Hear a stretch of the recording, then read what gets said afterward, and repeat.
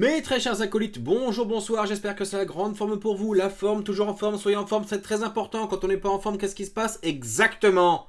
Voilà. Je ne dirai pas ce qui se passe, mais tu le sais très bien.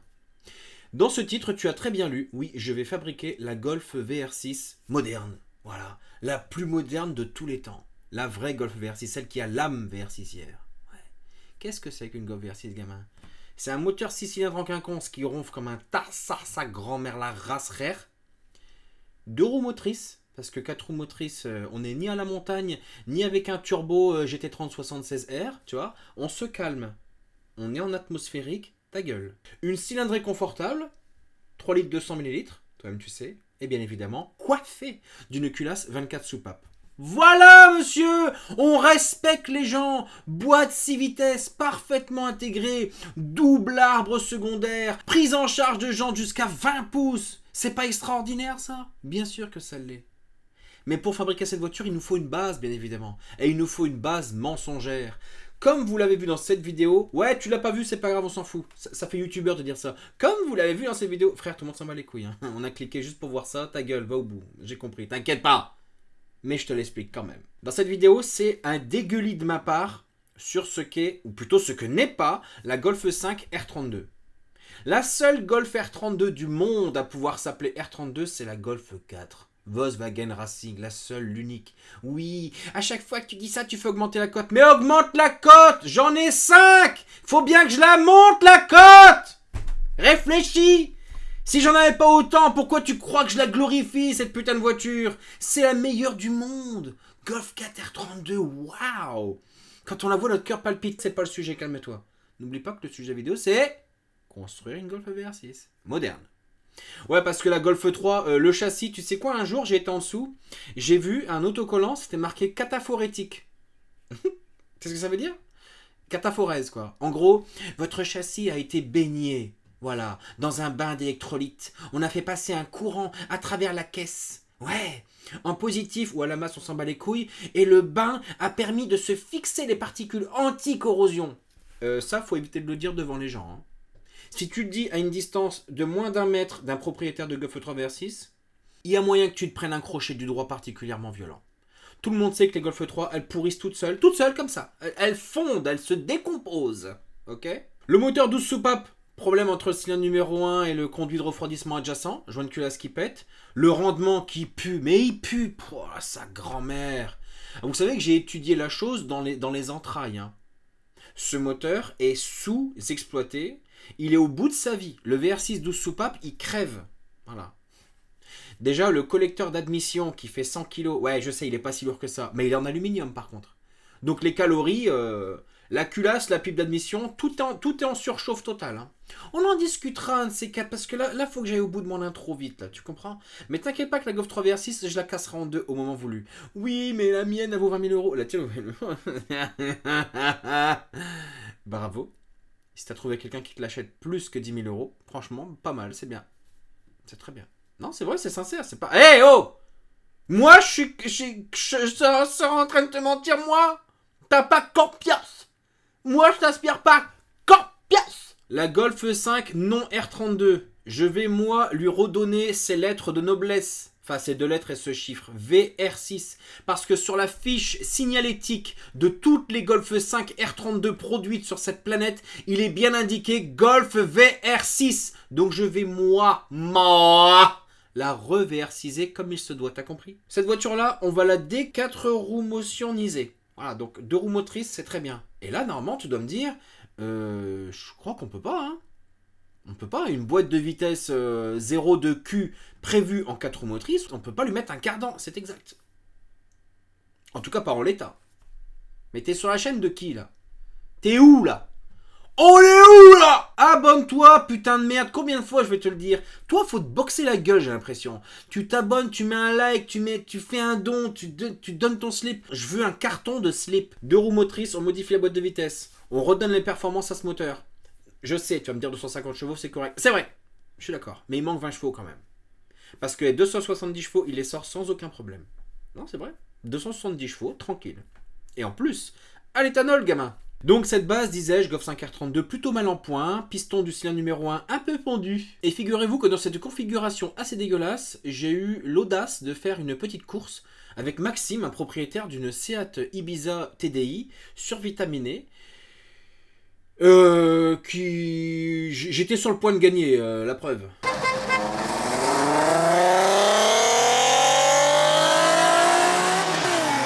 C'est pas ce que j'ai pas voulu. Donc dans ce petit vidéogramme, qu'est-ce qu'on va voir? On va mettre cette voiture, on va la VR6er pour de bon. 2 roues motrices, lui rendre ses performances, alléger un petit peu le tout, dégager ce qui sert à rien. Un rebut de moteur, bien évidemment, c'est la base, sinon tu serais pas abonné à cette chaîne gamin. Et puis surtout, très important, puisque c'est un véhicule à caractère sportif, en tout cas qui peut atteindre des vitesses un peu élevées sans qu'on s'en rende compte, tu sais. Il suffit que tu discutes avec tes passagers, sans faire attention, hop, tu dépasses les limitations de vitesse, tu l'as dans l'os. Tu te prends un PV. Pas parce que t'es un chauffard, pas parce que t'as voulu kiffer en mettant la sécurité des autres en danger, pas du tout. Juste parce que t'étais un petit peu distrait, t'étais dans tes pensées. Et il faut savoir qu'aujourd'hui, au moment où je vous parle, là maintenant tout de suite, vous pouvez agir contre ce phénomène de distraction. Oui, grâce à Autodoc qui sponsorise cette vidéo comme d'habitude. Autodoc a mis au point le Ono Co-Driver. Le copilote n'est pas là pour vous permettre de faire des vitesses excessives, c'est même tout l'inverse. Il vous permet de rester en dessous des limitations de vitesse et de pouvoir rouler en toute quiétude. Enfin, l'Ono Co-Driver permet à tout conducteur ou conductrice de pouvoir circuler en toute quiétude, sans avoir le stress d'avoir regardé quel était le dernier panneau qui permet de savoir à quelle vitesse je peux rouler au maximum, etc. Rouler en toute tranquillité. Quand on apprend qu'Autodoc met au point un boîtier qui permet à tout conducteur de pouvoir rouler en toute quiétude, eh bien moi je fonce et je l'acquiers. Et je vous rappelle que sur cette application, vous bénéficiez de 5% de remise supplémentaire avec le code coupable. Je vous montre ça sur l'application, c'est parti. Alors, sur ton smartphone, tu cliques sur l'application Autodoc. Une fois que cette application est ouverte, eh bien tu vas cliquer ici dans la barre de recherche. Ono, tout simplement, tu lances la recherche. Et là, tu as les deux boîtiers, donc la V1 et la V2. Je la mets dans le panier. Hop là. Voilà, donc le boîtier Ono se trouve dans le panier. Et bien écoutez, je vais en profiter puisque je suis sur le site Autodoc pour faire quelques emplettes. Et on se retrouve dans quelques instants dans le panier. C'est parti.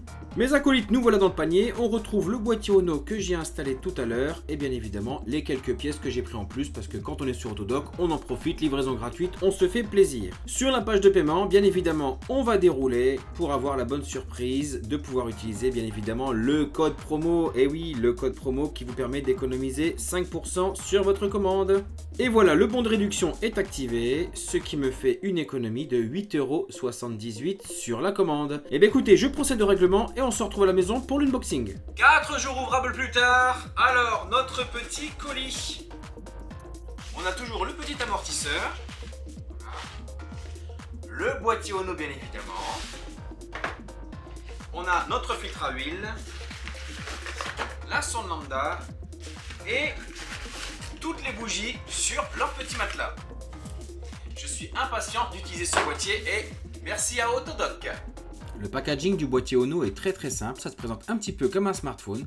Voilà, on a le boîtier Ono, tout simple, et ici un QR code. Le QR code me donne accès soit à l'App Store, soit au Play Store pour télécharger l'application Ono justement. Une fois l'application installée, je rentre mes coordonnées personnelles, je connecte l'appareil en Bluetooth et une fois que tout ça est fait, j'ai accès à un petit didacticiel.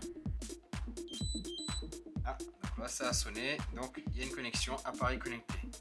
Alors, comment fonctionne le co-driver? On y va. Voilà, donc ça c'est quand on approche d'un radar éventuellement.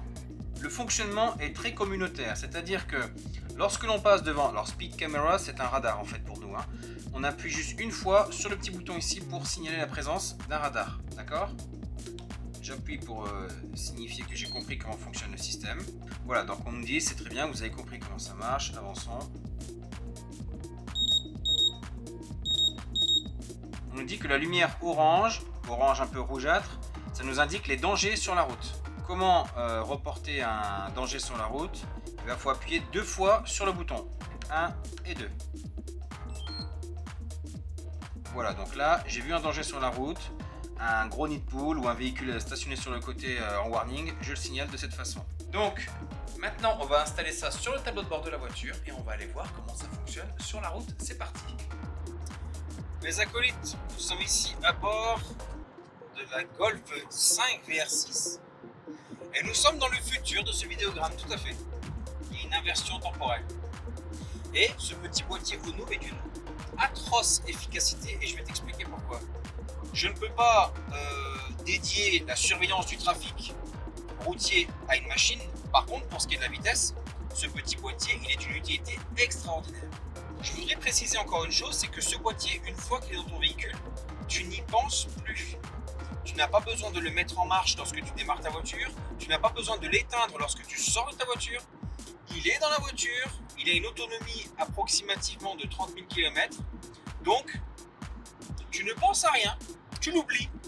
Par contre, lui ne t'oubliera pas. Il te sauvera tes points quand malencontreusement tu ne feras pas attention parce que tu seras pris dans une discussion avec quelqu'un et il y a une petite augmentation ou une diminution de vitesse avec les panneaux de 20 ou 30 km/h, tu n'as pas fait attention et malheureusement tu te fais prendre. Voilà. C'est pour ça que ce petit boîtier te sauvera. Il sert exactement à ça, à ce qu'on l'oublie et à ce qui nous protège. Donc là, comme on peut le voir sur la carte, on va entrer dans une zone bleue, mais avec ou sans smartphone, encore une fois, le boîtier va nous avertir. Donc vous voyez, je touche à rien et tu vois le boîtier, hop, il sonne. Il me prévient, on entre dans une zone. Comme le téléphone est allumé, j'ai l'information un peu plus complète, à savoir zone de radar. Donc je confirme parce que je sais que dans ce secteur-là, en effet, il y a un radar. Donc là, on a un radar qui est juste après le pont. Et malgré que l'appareil m'a informé de sa présence, je vais la confirmer avec un appui sur l'appareil. Hop, j'appuie une fois. Voilà, il a enregistré. C'est ma contribution. Je confirme qu'il y a bien un radar à cet endroit-là.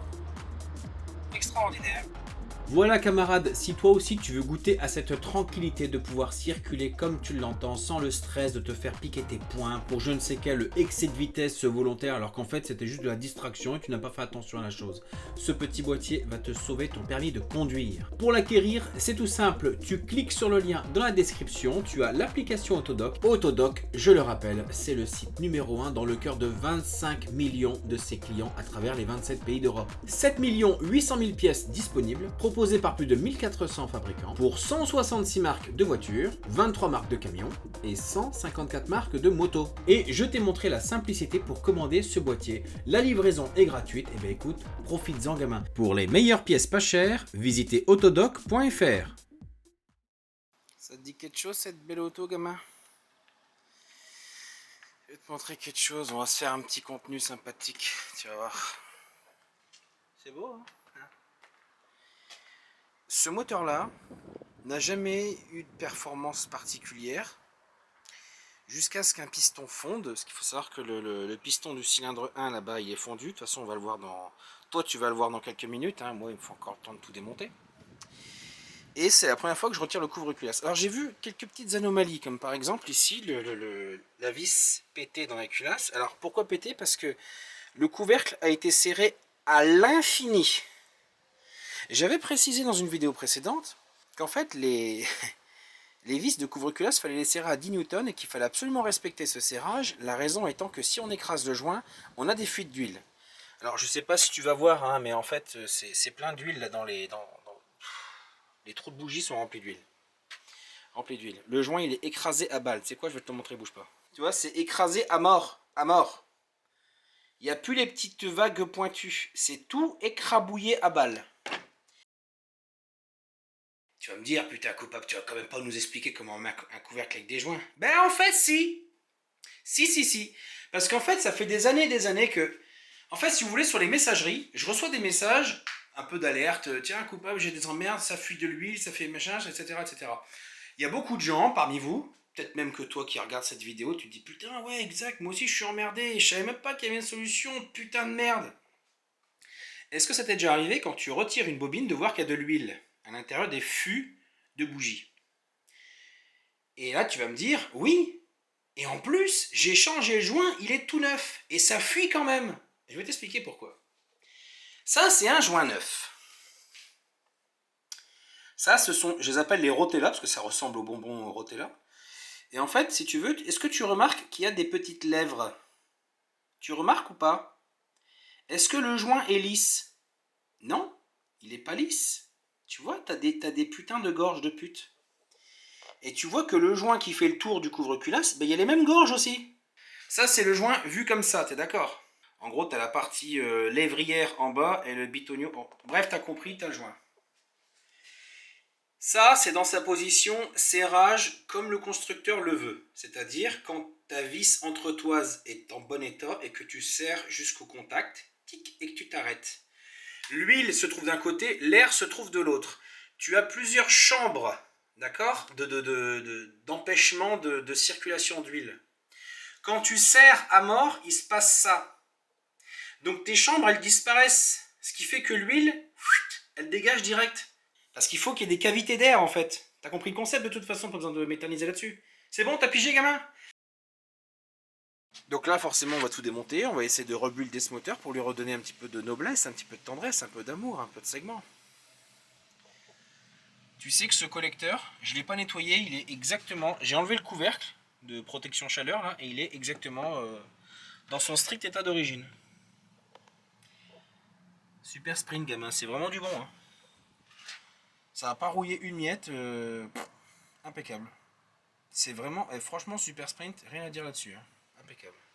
Sur le billard, comme on dit. Alors, bien sûr, avant de retirer la boîte, moi je retire le renvoi d'angle. De toute façon, c'est obligatoire. Hein, voilà. Et je constate quelque chose. Je constate quelque chose. Ce genre de choses. Ah. Est-ce que tu vois que... Tu sais quoi? J'ai vu une petite goutte d'huile. Donc qu'est-ce qu'on va faire? On va mettre un peu de pâte à joint. Mais vraiment, tu vois, pas grand chose. Hein. Juste 2-3 kilos sur joint spi. Comme ça, voilà. Hein. Quand je te dis que les gens, il faut les étrangler. Fais-moi confiance, je sais de quoi je parle. Bon, bah 210 000 km. Buté, capote. Capote. Elle a éclaté en fait. On verra mieux. Voilà, là. Elle a explosé, le liquide il sort au centre là, tu vois. Et du coup, il y en a partout. Il y en a partout, là. Donc la butée HS. Ben voilà. Tu vois quand tu veux. Et je pense que c'est l'embrayage d'origine. Et oui. Bon, bah, remplacement de tout, hein. La vis tendeur était tellement serrée que ça a laissé du cuivre ici, sur le tour, là. C'est le joint cuivre, là.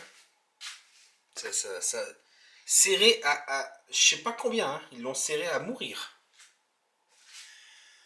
Ici, il manque une vis, là.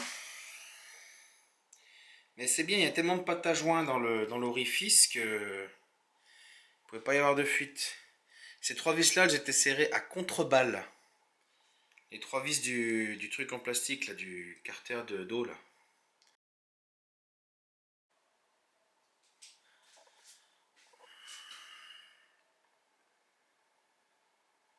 Ok?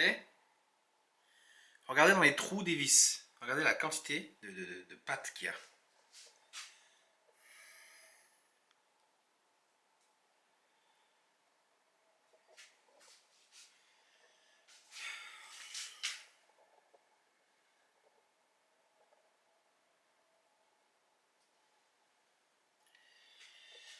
Ah là là là là là là là. Je serais pas étonné que dans la pompe à huile, il y ait plein de boudins de pâte comme ça qui obstruent. Le joint ici n'avait pas été remplacé, c'est certain. Le joint vert, là, parce que vu la gueule qu'il a...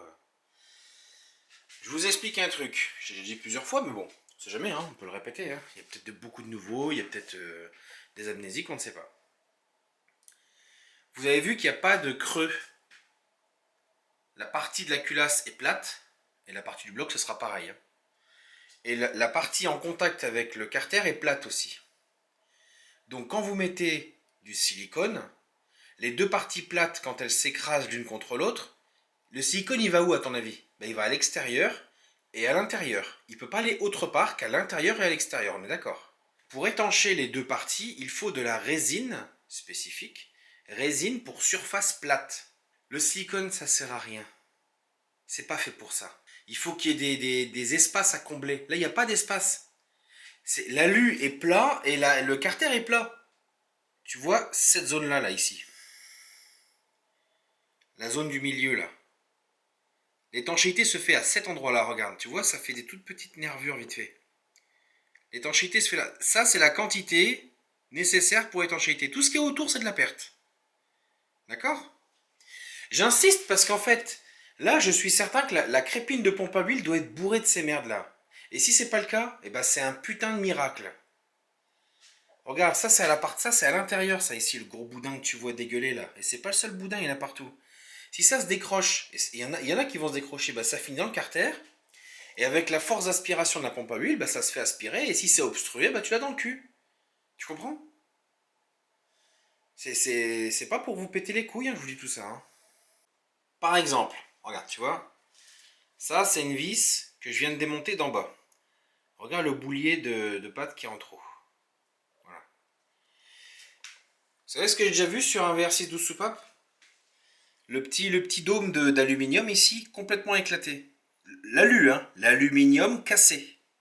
Parce qu'en fait, quand tu bourres de pâte la surface et que tu mets en contact les carters, bah, le silicone il rentre là où il peut, c'est-à-dire dans le fût de filetage. Et toi, quand tu engages ta vis et que tu commences à serrer, le silicone est prisonnier au bout du filetage.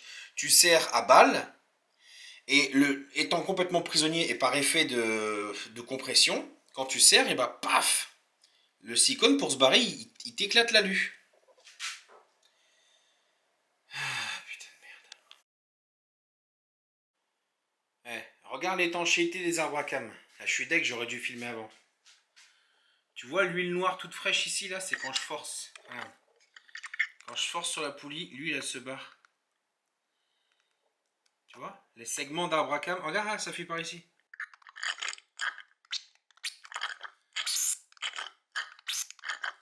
Il n'y a plus de segments. Il n'y a plus de segments. Tu m'étonnes que la voiture elle avait rien dans le sac. Ah, le rebut, il va lui faire un bien fou. Fou! La plupart des constructeurs automobiles ont prévu que leur moteur ait différents types de comportements, quand bien même ils disposent des mêmes éléments installés dessus. Mêmes injecteurs, même turbocompresseur pour ceux qui en ont, même compresseur pour ceux qui en ont. Et pourtant, on peut trouver différentes phases de fonctionnement. Des phases de couple, des phases de puissance. Pour faire varier ces modes de fonctionnement, il faut que mécaniquement, on vienne restreindre en fait, le passage d'air. Et la plupart du temps, comme chez BMW le Vanos ou chez Honda le VTEC, tu as une ouverture de soupape variable. Tu as plusieurs types de fonctionnement. Volkswagen ont décidé de confier leur système de déphasage à la société hydraulique Ring. Tout ce système, pour être parfaitement opérationnel, nécessite une étanchéité parfaite, parce que bien évidemment, tu ne peux pas faire des fonctionnements électriques profonds là-dedans. J'imagine que certains constructeurs ont dû s'essayer à installer des variateurs électriques ou que sais-je, mais dans tous les cas, c'est hydraulique. L'huile, on peut lui faire confiance. Déjà, il y en a déjà dans le moteur. Elle est déjà à température. On peut étancher avec des pièces métalliques, des segments par exemple, comme c'est le cas sur le moteur VR6, des segments sur les arbres à cam. L'huile, dans un moteur, c'est parfaitement maîtrisé. Il y a déjà une pression d'huile dans le bloc. Donc il suffit de faire d'autres conduits qui vont tout simplement alimenter d'autres trucs. Comme ces putains de poulies de déphasage.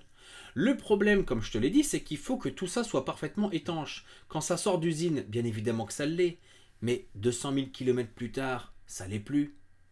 Donc, ça génère des pannes, t'es mort.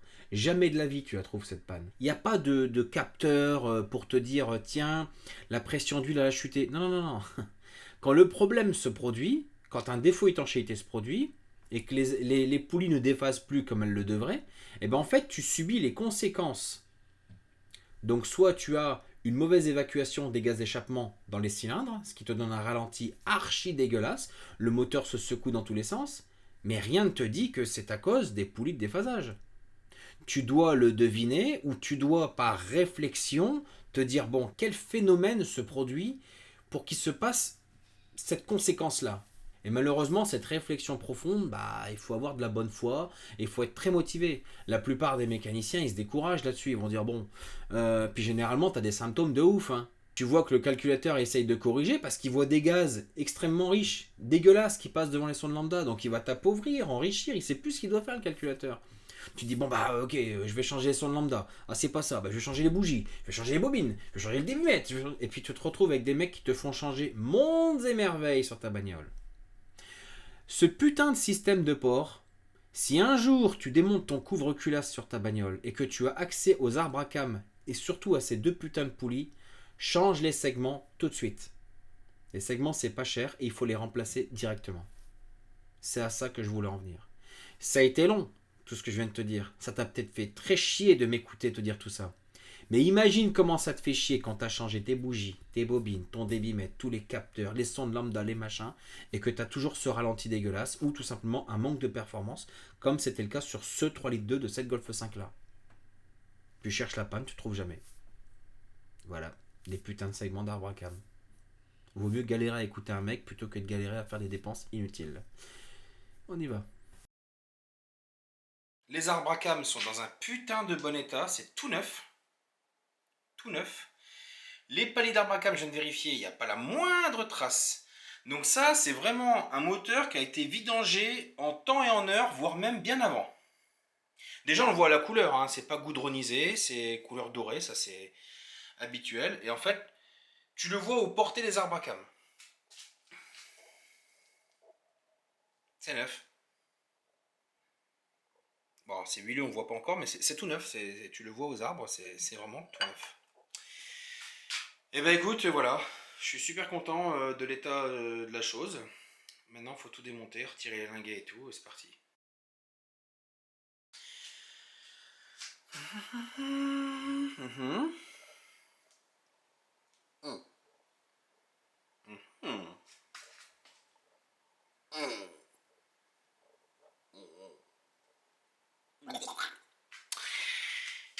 Et ça roulait. Généralement, quand on convertit un véhicule à l'éthanol, c'est un véhicule qui a déjà connu dans sa vie un fonctionnement au sans-plomb. Et la particularité du sans-plomb, c'est qu'il va procéder à des dépôts résineux dans le réservoir de carburant. Donc tant que tu roules au sans-plomb, ces dépôts ils sont résineux, donc ils ne bougent pas, hein, c'est de la résine, c'est collé, tout va bien. Mais quand du jour au lendemain tu changes de carburant, pour de l'éthanol, qui est un putain de solvant, bah, la résine va se dissoudre, elle va commencer à ramollir. Une fois bien ramollie, elle va commencer à se mélanger légèrement. Ça, c'est dans les tout débuts du fonctionnement de l'éthanol, hein. C'est vraiment les premiers pleins. Donc, les dépôts résineux de sans-plomb vont se ramollir. Ok. Ils vont se mélanger avec l'éthanol. Ils vont être aspirés par la pompe. La pompe va crever, déjà. Le problème, c'est que quand tu remplaces pas très régulièrement le filtre à carburant dans les débuts de cette conversion, bah, tu vas retrouver ces dépôts résineux dans les injecteurs, ce qu'on vient de voir à l'instant là. Je vais te montrer un petit passage que j'ai filmé à l'époque sur une Audi A3 que j'avais préparé. Comme c'est un moteur qui fonctionne avec un compresseur, des injecteurs gros débit et surtout 3 pompes à carburant, je voulais certainement pas que ces salopes de résine elles viennent encrasser tout ce système, tu comprends? Particulièrement coûteux. Donc tu vas voir en live le nettoyage du réservoir et surtout qu'est-ce que cette putain de résine, à quoi ça ressemble. C'est parti. Pour vous donner une petite idée de ce que sont ces dépôts, je vais te montrer les sopalins, tu vas voir, tu vas comprendre.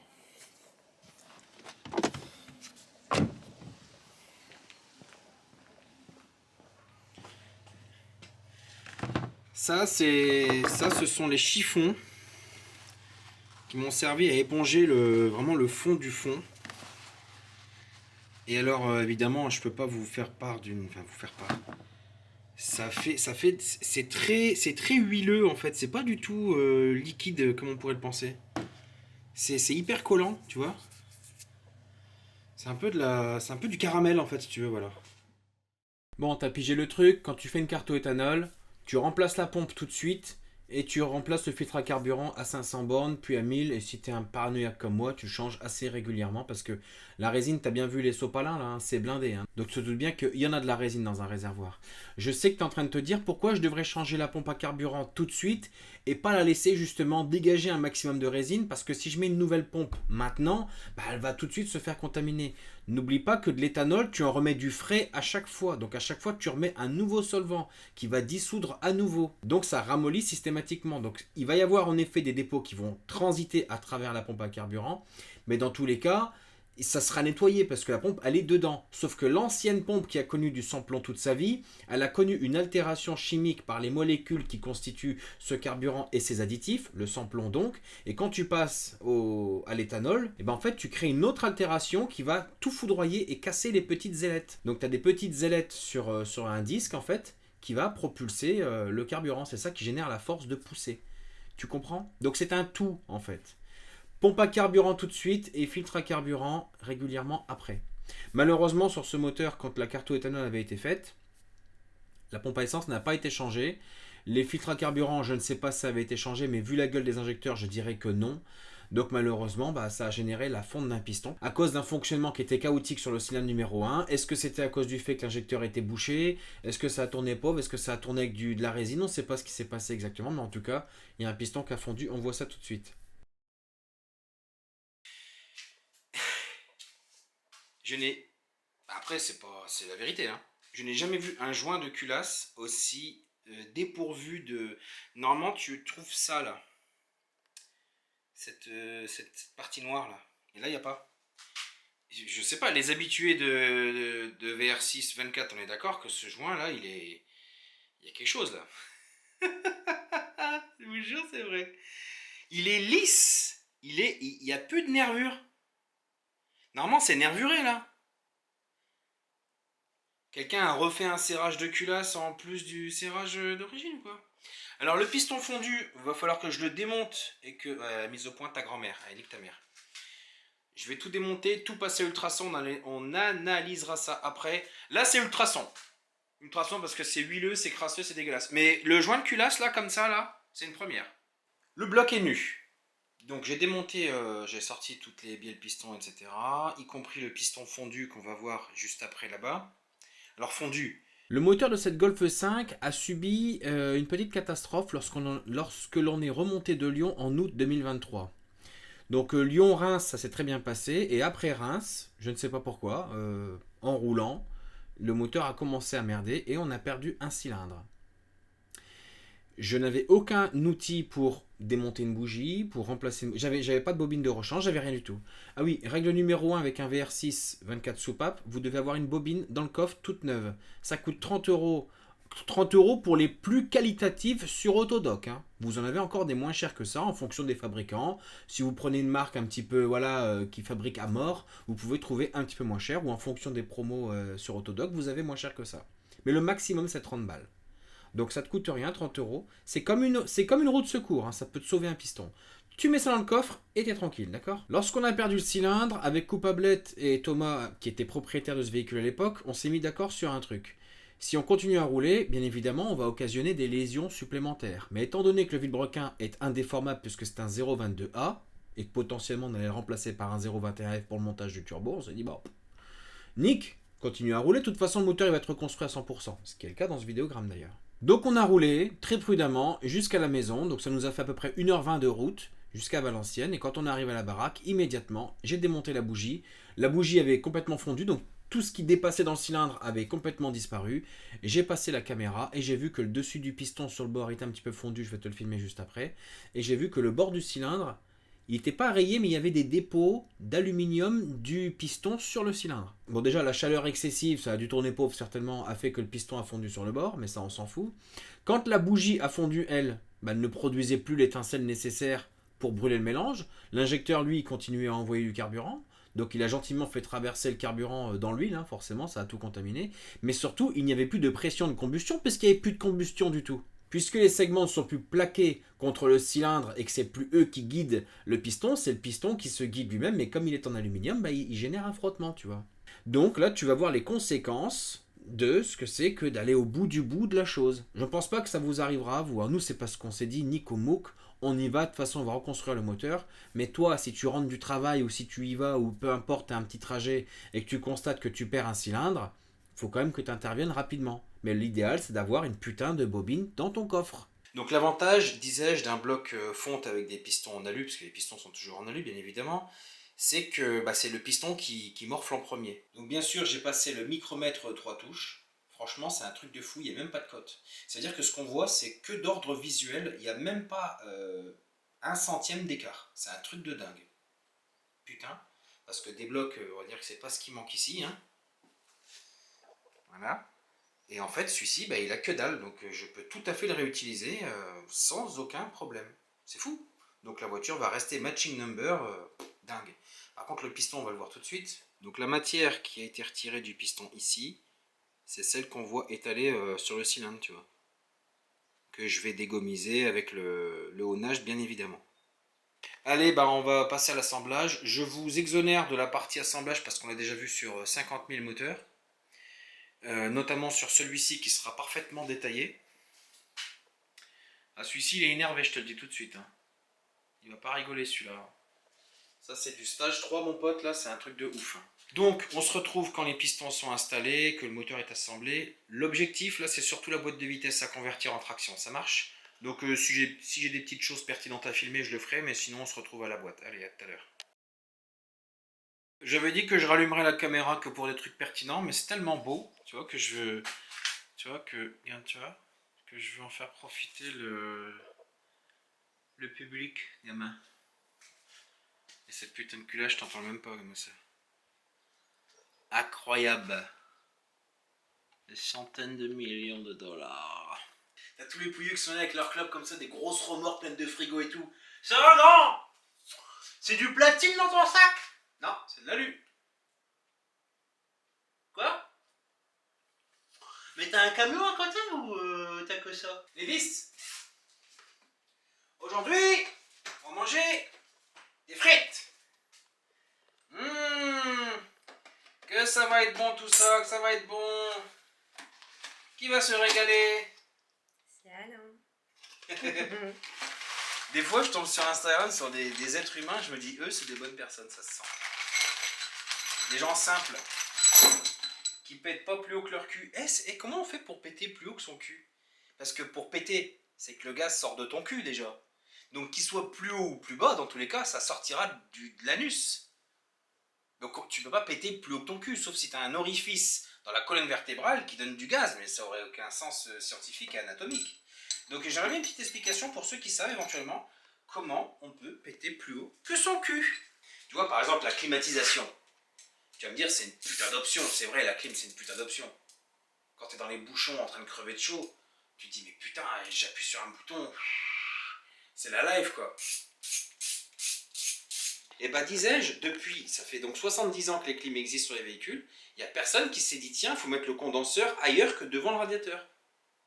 Donc tu as le radiateur de liquide de refroidissement, qui doit évacuer des calories, le pauvre, avec le vent qui le traverse, et les mecs ils se sont dit, attends, quand il crèvera de chaud, quand il fera des pointes à 39-40 degrés dehors, en plein soleil, et que justement l'air sera aussi très chaud, et ben on va mettre le condenseur devant le radiateur au moment où les gens vont utiliser la clim et où le condenseur il sera à 65 degrés full.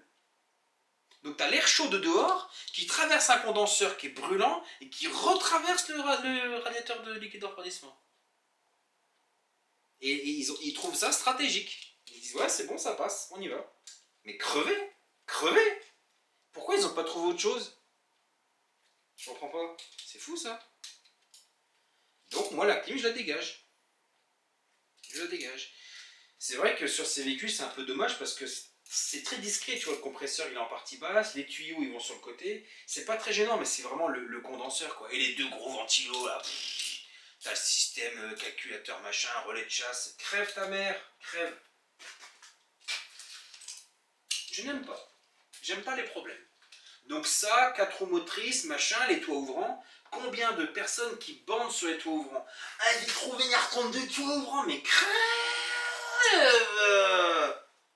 C'est quoi l'argument pour certains? Quand tu fumes ta petite clope sur l'autoroute, putain, fils de pute, ta clope, je vais te crever un oeil, fils de pute.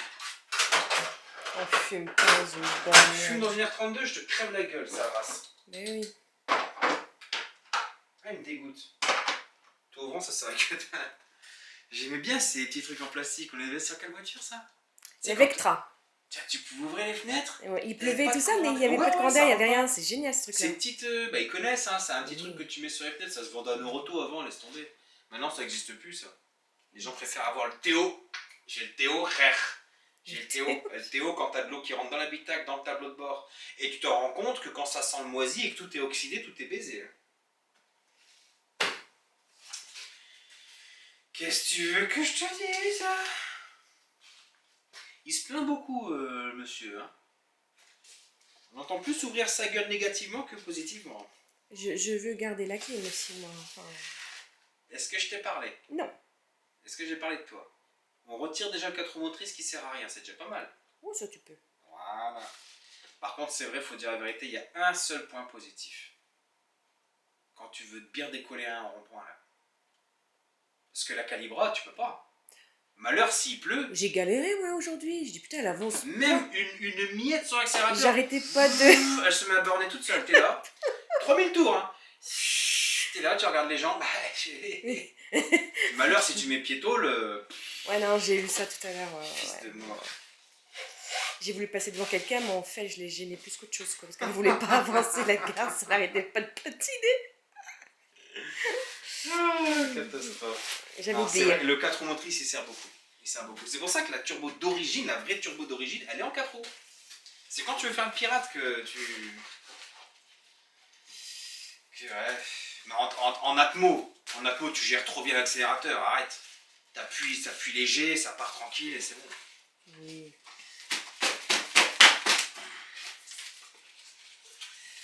On va pouvoir opérer la chose. Là, c'est le moment où normalement, un œil avisé doit dire: mais tu soulèves toujours tes moteurs avec la ceinture de sécurité? Mec, une ceinture de sécurité, c'est même pas la force que ça. J'ai fait tellement de stages de récupération de points qu'à chacun d'entre eux, j'ai toujours posé des questions de plus en plus précises. Et en vrai, la ceinture de sécurité, c'est un bijou de technologie.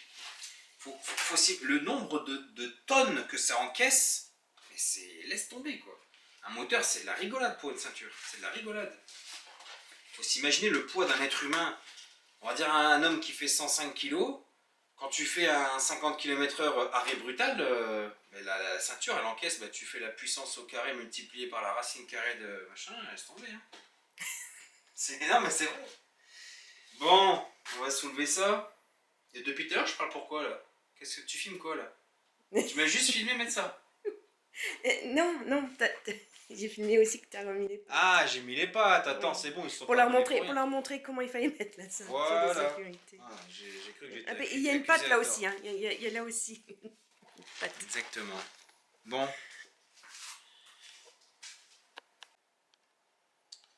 Ces joints n'existent plus chez Volkswagen. Hein. Celui que je suis en train de mettre là. Et d'ailleurs, la plupart des pièces de ces moteurs-là qui commencent à accumuler certaines années ne seront de moins en moins disponibles chez le fabricant. Hein. Enfin, chez le concessionnaire, je veux dire. Donc il faudra commencer à se constituer des stocks dès que ce sera en vente sur Autodoc ou des trucs comme ça. Quand je dis des trucs comme ça, je ne parle pas des concurrents Autodoc. Il faut acheter que chez Autodoc, c'est la base. C'est eux qui ont fait... En fait, il faut que vous voyez Autodoc comme Free. Vous croyez que je présente cette entreprise pourquoi? C'est eux qui ont fait baisser les prix des pièces en Europe. Hein. Avant, tu voulais un filtre à air, des plaquettes, des machins, t'étais mort. Hein. Déjà, tu n'avais pas toutes les références que tu voulais. Tu devais aller chez Jean Bébert Pièces. Voir, c'est quoi que tu as pris? Il y a 2 modèles. Il faut que tu le démontes et que tu viens me voir avec. Tu te pointais, tu démontais ton embrayage. C'est celui-là.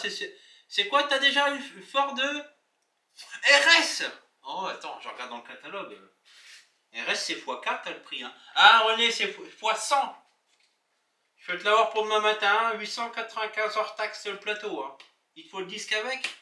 Ah, tout, la butée et tout. Oh là. Ah, je peux te l'avoir, attends. Avec ces gros doigts de porc sur le clavier là. Tu les as vus piloter un clavier, les mecs qui font les pièces? Je suis à... Alors, on est à 2865 en gros hors taxe.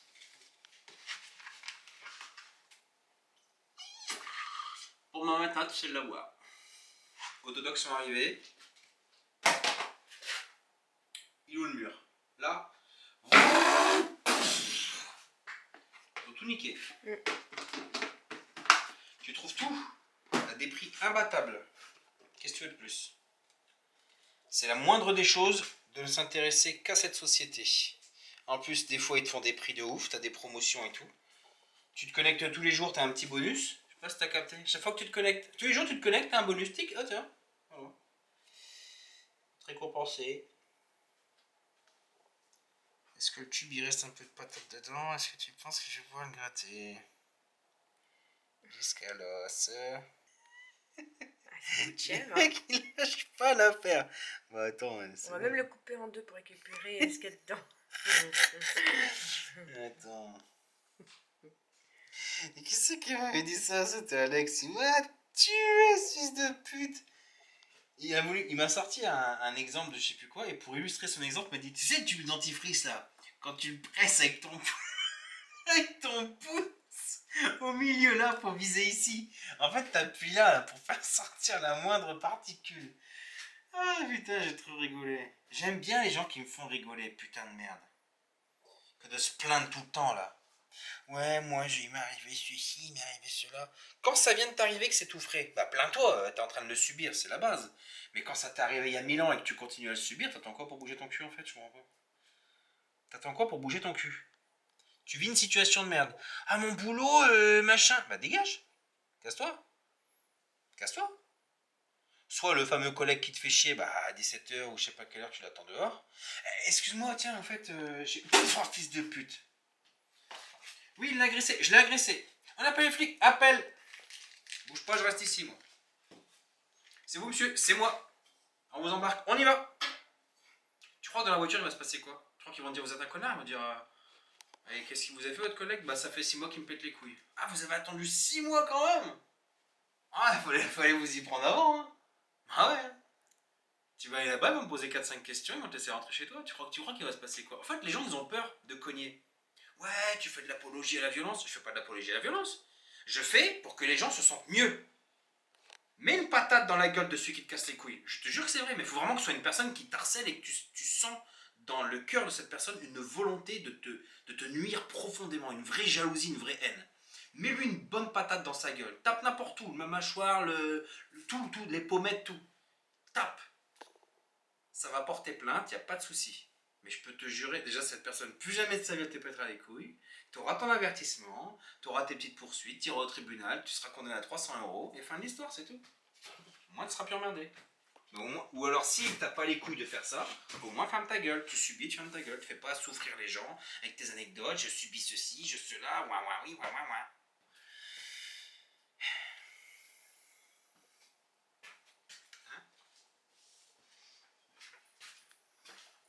Ouais, c'est facile à dire. Non, c'est pas facile à dire. Mais c'est pas facile à vivre non plus. Et je sais très très très très bien de quoi je parle. Fils de pute de jaloux, t'inquiète pas, j'ai eu que ça moi dans ma vie. Les mecs, ils ont 10 fois plus que toi en tout. Et ils te jalousent parce qu'il y a cette lumière du cœur qui rayonne, tu vois. Et ça, très peu de gens l'ont.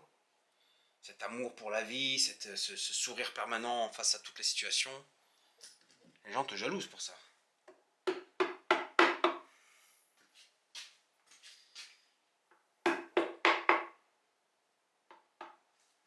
Tac!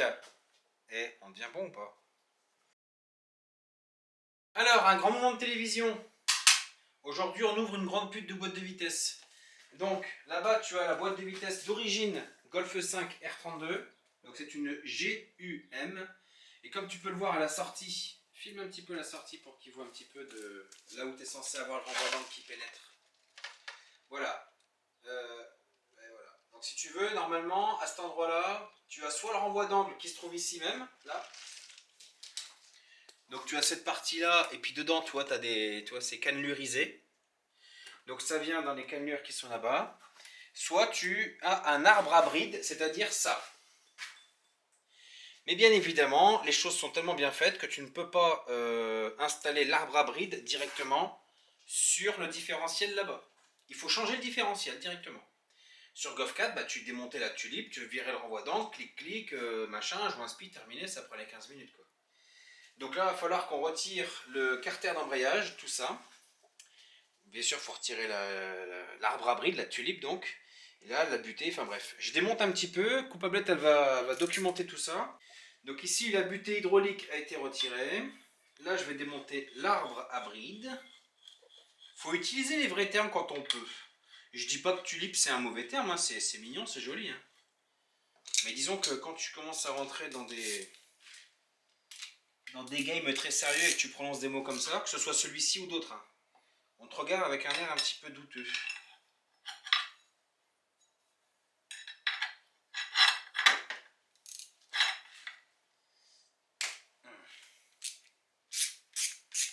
Et là, tu vois, bien filmé par-dessus, s'il te plaît.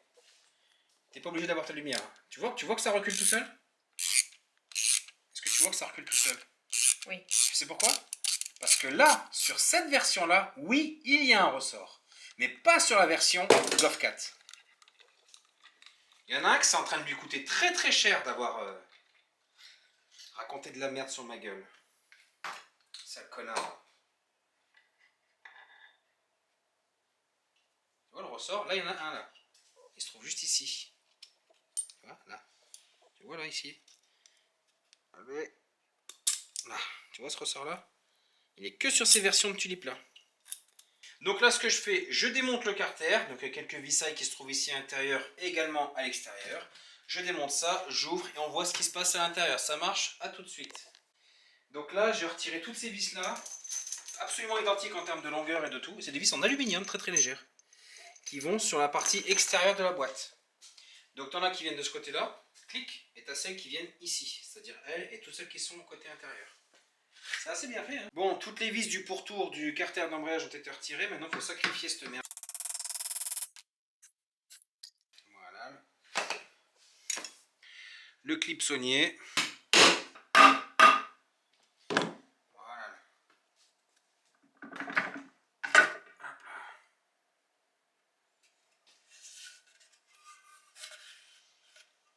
L'odeur qu'il y a là-dedans, c'est héroïque. Ah ouais, ouais. Tu sens ça, tu te transformes en Superman en 5 secondes. Je te laisse filmer là-dedans avec la lumière si tu veux pour leur montrer un petit peu. De l'autre côté là-bas. Alors le différentiel, c'est juste ici. Donc c'est cette partie-là qu'il va falloir qu'on récupère. Donc pour récupérer cette partie-là, il faut retirer le groupement d'arbres dégueulasse.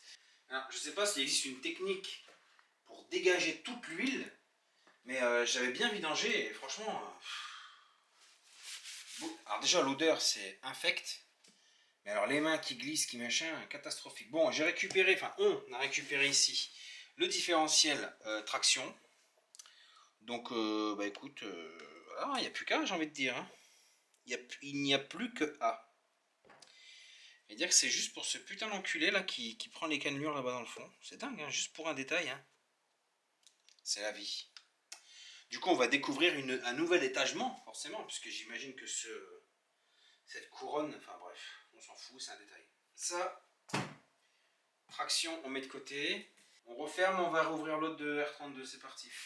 Ouais, donc on a le différentiel traction là-bas. L'objectif, c'est de l'installer dans cette boîte ici même. Donc la boîte d'origine qui est extrêmement dégueulasse, hein, très étrangement. Une fois que j'ai enlevé toutes les vis ici à l'extérieur et celles à l'intérieur du carter, donc une fois qu'on a retiré ça, il faut procéder à un écartement. Donc l'idée c'est de venir se prendre un appui ici. Donc le démonte pneu, là ici comme ça. Ça lève. Le carter de boîte, je le lève vers le off. Là. Une fois que c'est levé, ouais. Je vérifie ici à l'intérieur. Tac, tac, tac, tac, tac, tic. Ok, tac. Ça, on met ici sur le côté. Zat. Alors ça, c'est un aimant, en fait. C'est un aimant qui est installé. C'est pour empêcher la limaille de se promener partout. Donc en fait, ça se promène juste ici. Donc il faudra le remettre en place après remontage. Donc là, l'idée, ça va être de récupérer ce différentiel-là. Enfin, de le récupérer, de le virer et de mettre celui qui est là-bas à la place. Mais avant de faire l'inversion, je vous montrerai un petit peu comment ça se passe, la différence des cannelures et tout. Là.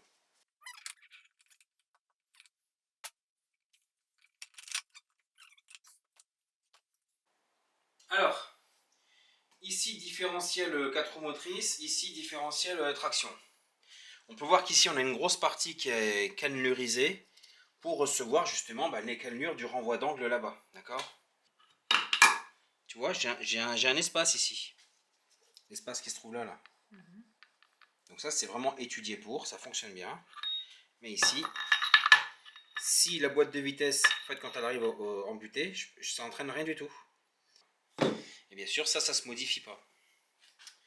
Voilà, donc je vais utiliser ce différentiel au complet. Celui avec les cannelures, ben, je le mets de côté avec le renvoi d'angle, ou on bazarde ça, ou on le vend, j'en sais rien, on s'en fout. Mais en tout cas, voilà. Alors évidemment, c'est un peu plus facile de retirer ce différentiel, justement à cause de cette longueur supplémentaire, parce qu'il est beaucoup plus profond là-bas. Tu peux filmer le trou, là. En fait, il rentre beaucoup plus profond dans ce trou. Donc il faut soulever. C'est pour ça que tu vois ici l'arbre secondaire là et le primaire qui est là-bas derrière, qui sont extraits, et la marche arrière là, enfin bref, ça a été démonté parce qu'en fait, si tu ne retires pas ces arbres, bah, c'est une catastrophe pour enlever le différentiel. Voilà. Donc il faut vraiment tout démonter. Alors évidemment, au remontage, ça serait trop facile si on remettait les arbres et qu'on essayait de mettre le différentiel. Bah oui, tu t'en doutes bien. Il va falloir mettre les trois en même temps.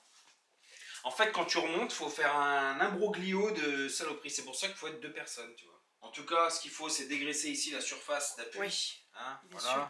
pour pouvoir remettre justement de la résine étanchéité pour le remontage. Donc je vais quand même dégraisser parce qu'il y a quand même un petit peu d'huile à droite à gauche. Et ensuite, on se retrouve, on se retrouve aux étapes suivantes. Bon, bah, comme plusieurs fois depuis quelques temps, ce fils de pute d'appareil photo, t'appuies sur le bouton, il n'enregistre pas. Il y avait une séquence qu'il fallait pas louper, c'était celle du remontage du différentiel avec les arbres, etc. C'était la seule séquence qu'il fallait pas louper, c'était celle-là. Ce Sony ZV1 qui a bientôt 5 ans et qui a, en tout cas pour ce vidéogramme qui a été tourné il y a un petit moment, donc là on est au 4381e enregistrement. Donc là il doit avoir un petit peu, il doit avoir dans 4600 enregistrements. Bah, il commence à partir en couille. Tu appuies sur le bouton REC, il te fait le bip pour dire j'ai compris que tu voulais enregistrer, et en fait il n'enregistre pas. Le pire, c'est que ce putain d'appareil, normalement, quand tu le laisses sans y toucher, il finit par s'éteindre tout seul. Une espèce de mise en veille. Là, il s'est pas mis en veille, là. Il a ni enregistré, ni mis en veille. Donc, moi, je vois le truc comme là, tu vois, ouvert. Je me dis, bah, c'est tout, il enregistre. Et en fait, pas du tout. Parce qu'en plus, le petit logo rouge REC, il est côté. Il est à droite, en fait, de l'objectif. Moi, quand je suis de ce côté-là, je le vois pas, le petit truc. Bref. Je suis vraiment déçu qu'on n'ait pas enregistré le remontage parce que c'était vraiment le noyau du vidéogramme, c'était ça. C'était la conversion en euromotrice de cette putain de boîte de vitesse et la repose du différentiel. Parce que pour l'enlever, ça va, tu vois, on a écarté les arbres, on les a déposés, machin. Mais au remontage, il y avait des petites choses à voir, tu vois, il y avait de la précision. Ça me dégoûte. Mais en fait, ça me dégoûte, mais je sais que voilà, il faut juste qu'on refasse une autre boîte, quoi. Il faudra qu'on en rouvre une autre et qu'on remonte un petit peu le protocole une deuxième fois. C'est dommage parce que j'avais été. Tu vois la sensation dont je te parle ou pas? C'est-à-dire que c'est pas si grave que ça parce que je peux refaire une autre boîte. Mais ça me fait chier parce que j'ai mis tout mon cœur, toutes tes explications avec. Tu sais, avec.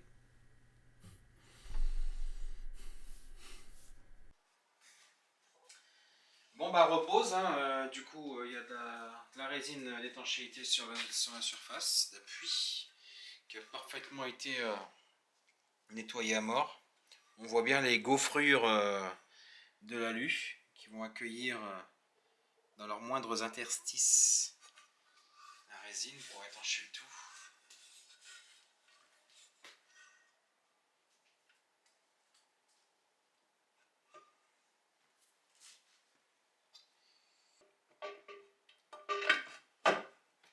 Voilà.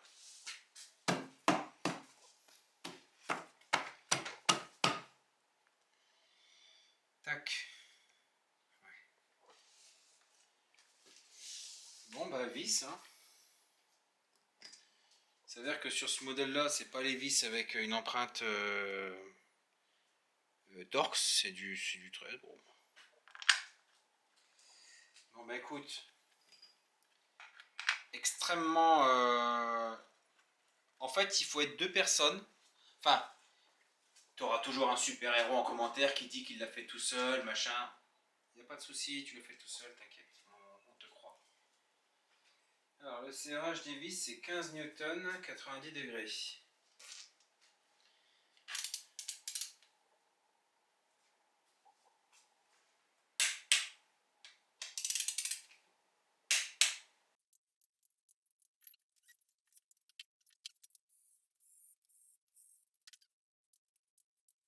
Je l'ai dit tout à l'heure que c'était ma première boîte. Hein. Ils sont au courant ou pas?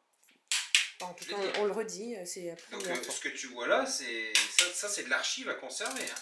Coupable qui travaille sur une boîte dégueulasse non sablé, non mes couilles, c'est une première. Hein. Parce que j'avais l'appréhension de ceci, cela. Je ne savais pas si le différentiel se montait ou pas. Même si j'avais l'air plein de certitude tout à l'heure, parce que je sais que Volkswagen, tu prends un VR6, tu mets dans une Golf 2, ça monte en lieu et place. Mais bon, il fallait quand même que je m'assure de la compatibilité. Maintenant que c'est fait, crois-moi que le prochain démontage, là je vais nettoyer la boîte, je vais quand même faire un truc propre extérieur, mais normalement, les carters une fois nus, tu mets un coup de sablage là-dessus, tu te fais pas chier. 90 degrés, comme dirait Charlie. Exactement. Bon, toutes les vis, vous montrer une boîte aussi dégueulasse, ça me noue le cœur. Mais c'est pas grave. La science en premier lieu. Approche camaradière. Ici, tu vois, ça c'est le joint SPI qui se trouve un petit peu en profondeur. Il se trouve à 7-8 mm vers le fond. Parce que le renvoi d'angle voulait que ce soit étanché vers cet endroit-là. Donc si je mets mon arbre à bride, ma tuliperie donc, on peut noter que en fait, l'étanchéité doit être faite ici au bord. Tu vois? Un peu comme... Où est-ce qu'elle est la boîte de tout à l'heure? Un peu comme ici, regarde. Tu vois là, le joint SPI, il prend sur le bord. Donc, il faut que je dégage le joint SPI qui se trouve là-bas et que je mette en neuf exactement celui qui se trouve sur l'autre. Donc celui-là, on va le valdinguer.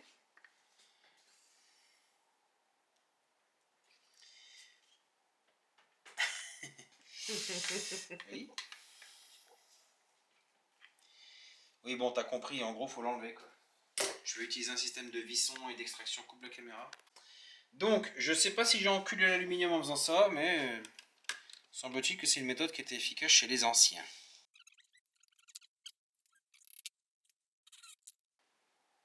Voilà. Est-ce que l'alu a subi une moindre séquelle? Absolument pas. Donc, c'est génial, on va pouvoir mettre le nouveau joint Spifle qui porte la même référence que celui qui était sur la boîte de traction, bien sûr. Bon, petit coup de stress vite fait en fait quand j'ai regardé la référence, parce que moi je suis un triple psychopathe sur 100 litres de cognac. J'ai regardé la référence sur le vieux joint SPI, c'est 02M 301 189B. Et je me suis dit, mais merde, c'est pas du tout la référence que j'ai commandée, puisque celle que j'ai commandée c'est 189G à la fin. Sauf que j'ai regardé sur Edka, et en fait c'est bien une référence qui a été remplacée. Donc le 189B a été remplacé par le 189G. Voilà la solution, gamin. Et en fait, la particularité de ces joints SPI, je vous montre où on s'en bat les couilles. En fait, il n'y a pas de sens de rotation. Tous les joints SPI de la planète, ils ont un sens. Tu vois que l'intérieur, tu as des petites nervures. Ici, elles sont double cul. Tu vois? Oui.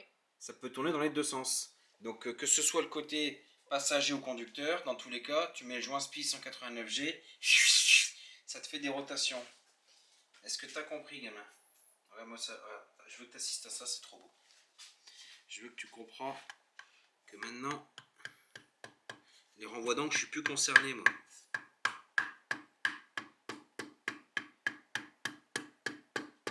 Quand je pense à des gens, oh les pauvres, je peux pas les nommer parce que je veux pas les afficher, mais c'est pas de l'affichage, hein, c'est plus, ils sont plus à plaindre qu'à se moquer d'eux, hein. Mais t'as des gens qui ont déjà payé des fortunes pour réparer les ponts arrière, des renvois d'angle. Qui c'est qui m'a appelé pour un renvoi d'angle en panique totale et lunaire là? Bon, on s'en fout de qui c'était, mais c'est parce que j'aimerais bien me souvenir du contexte aussi. Et je lui dis, mais pas sans traction. Ah non! Ah non! Nordique, je lui avais dit, brûle tout ce que t'as et jette-toi d'un pont. Qu'est-ce que je te dis? Ouais. Et l'argument en faveur de ne pas faire l'opération, c'est toujours le même. Hein. Le jour où je vais la revendre, nanana, c'est jamais... Je vais aller à la montagne, j'ai besoin du 4 roues pour tirer à balle dans la neige. Non, c'est toujours quand je vais la revendre, quand je vais la revendre, quand je vais la... quand on va la revendre. C'est comme si moi, imaginons je suis marié avec une femme, tu vois. Cas de figure, voilà. Et je ne la touche pas, au cas où un jour on se sépare, pour le prochain gars, elle est toute neuve. Mais c'est ça, hein. C'est ça.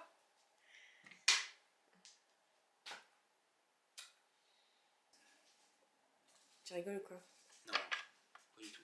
Alors là, tu vois, là, là c'est mon moment. Là, faut se concentrer. Approche, je veux qu'ils assistent à ce pénétrant lunaire. Est-ce que tu vois bien le truc? Écoute.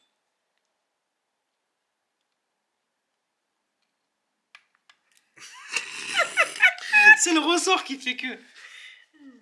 Voilà. Là. Là. Bon, il faut qu'on soit deux pour comprimer et serrer en même temps, mais putain, regarde-moi ça.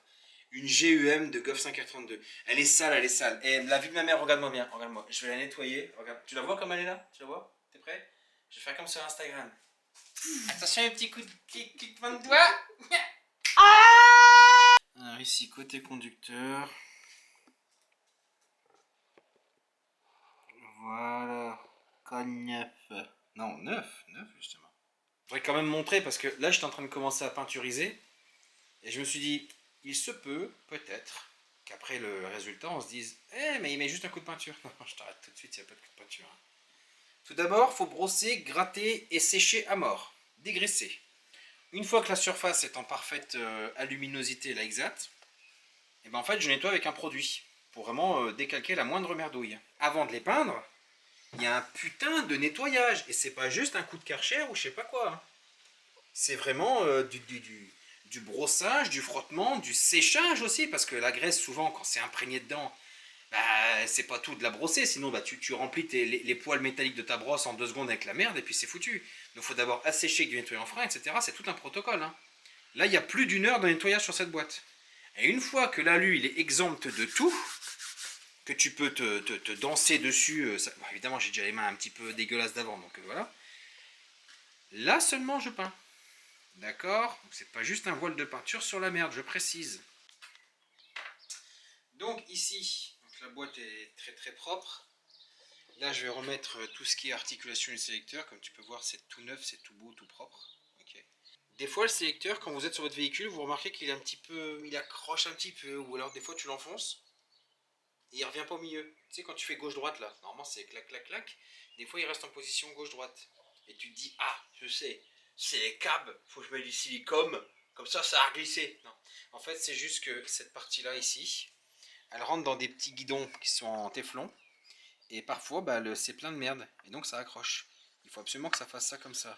Alors, les deux guides qui sont là, je te mets la référence à l'écran. Voilà. Et ici, ce bazar-là, alors je sais pas pourquoi c'était pas cette version-là qui était là-dessus, mais c'est cette version-là que je vais mettre dessus, donc je le clipsifie. Voilà. Ça, bah, il faut l'engager après, parce qu'il faut d'abord mettre ça de toute façon. Oui, j'ai les mains avec de la peinture, avec de la merde, enfin bref. Ça m'arrive d'être un clochard. Je sais faire un clochard, hein, je connais. Hein. J'en ai connu tellement des clodos que, comme je suis un grand imitateur, on comprendra facilement que... Voilà, ça, on est bon. Tic. Alors, bon, ici je vais vissifier ça, mais je validerai le serrage tout à l'heure. Tac, tac, tac. Alors ici, je vérifie si la pièce que je comptais mettre en plastoc, est-ce qu'elle se guide bien dedans? Oui.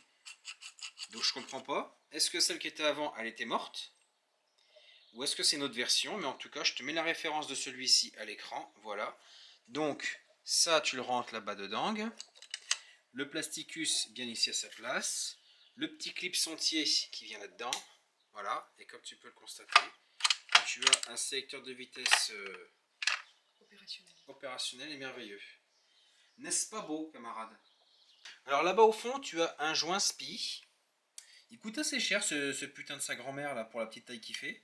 Mais en fait, s'il se met à fuir, là, bah, en fait, c'est chiant parce que tu vas avoir de l'huile de boîte dans l'embrayage. Et un embrayage, il faut que ce soit sec. Voilà. Pas d'huile, pas de crasse, pas de pute, nique ta mère. Donc, le remplacement de ce dernier, en fait, doit être fait systématiquement à chaque remplacement d'embrayage. Ça fait partie du protocole de l'embrayage. Et avant, comme un con, quand je faisais un embrayage, je faisais ce joint, mais je me disais, je le fais parce que je suis un héros, tu vois. Moi, je pense à faire des trucs comme ça, tu vois. Parce que je suis un killer. Non, non, c'est marqué dans la procédure, ça, tu le changes. Je mets la référence qui apparaît sur l'écran, là. Elle a coupé la caméra sans me demander. Tu sais pourquoi? Parce que j'avais une trace ici, là. Elle me dit, ouais, mais j'osais pas te le dire, machin truc. C'est la trace des héros. T'as pas vu dans Schwarzenegger, dans Mes couilles, là? Les mecs, ils se mettent des traces comme ça avec leurs doigts pour dire, je suis un guerrier. Moi, j'avais la trace sans le faire exprès. Ça veut dire que mon visage s'est guerrierisé tout seul. Et toi, tu coupes la caméra? Je reprends. Non, ça fait partie du protocole quand tu fais l'embrayage.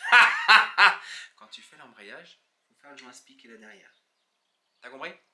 Surtout sur les moteurs essence, parce qu'en fait, l'arbre primaire tourne à la même vitesse que le vilebrequin. Donc sur un diesel, maximum 3500 tours, 2500 tours. Sur un diesel, c'est 2000 tours. Ça tourne pas trop vite. Mais sur un VR6, 14 000, 15, 16 000 tours. Le joint, là, il souffle. Faut changer. Je vais te montrer. Tu prends un tournevis, comme ça. Viens voir, toi. Viens voir, au lieu de couper les caméras sans me demander, toi. Quelle honte. Alors, tu vas me dire, ouais, mais tu l'as peint. C'est normal. J'allais pas mettre le nouveau joint spi et lui infliger une peinture. Ouais, mais tu aurais pu protéger. Tu l'as peint ta boîte, toi? Tu fais quelque chose, toi, dans ta vie? Ferme ta gueule et regarde, gamin. Tu prends le tournevis comme ça, tu le mets là comme ça en dessous. Tu t'enfonces comme ça et tu tournes comme ça. Tu tournes comme ça. Tu tournes. Voilà. Tu le prends like zout. Voilà.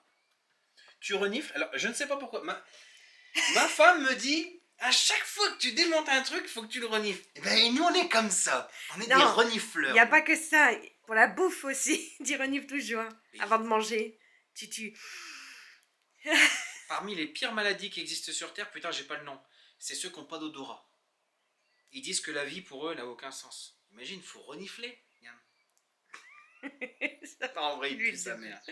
Mais on est tous pareils, les gars. Mettez un commentaire sur ça, juste pour prouver à cette personne que j'ai raison. Il faut renifler les choses. Quand on te sert une assiette, est-ce qu'il n'y a pas du cyanure? Est-ce qu'il n'y a pas de la coque? Est-ce qu'il n'y a pas quelque chose? Bon, la coque, ça, je sais depuis toujours, t'en mets 10 tonnes. Bon. Essuie-moi avec un chiffonnier, pour qu'on voit le fond. Parce qu'on ne sait jamais. Donc là, je tournifie que ça. Tout. Y compris sur la partie basse. Voilà, c'est tout propre, très bien. Il coûte super cher ce petit bâtard, super cher. Ça veut dire quoi super cher? 80 €? Non, il coûte 25 balles. Mais en vrai, qu'est-ce qu'il y a? Pourquoi je rigole? Super cher, 25 balles, pour éviter que ça fuit. C'est rien du tout. Alors, t'as vu le démontage, t'as vu tout ce qu'il faut faire? Ouais. C'est rien. Sauf que quand tu vends quelque chose, toi t'es commercial, toi tu devrais bosser dans la direction des Volkswagen et tout, des caisses Volkswagen partout. Ah, plus c'est galère à y accéder, plus il faut que ce soit cher. Non, le prix c'est en fonction du grammage, du poids du truc, ça vaut rien ça. Hein, que ça vaut rien. Mettez-le à 5 € s'il vous plaît. Donc là-bas, je l'engage comme ça un petit peu. Je le laisse maintenant comme ça. Et je vais prendre un bazar et un marteau-lison. Est-ce que j'ai un accès par là? Je pense que oui. J'avais développé une technique de poussée dynamique. D'abord, il faut l'enfoncer à mort avec les doigts, le plus possible. Parce que quand tu vas taper d'un côté, il va se soulever de l'autre. Par effet de balancement newtonien. Ici. En fait, il rentre vraiment tout seul celui-là.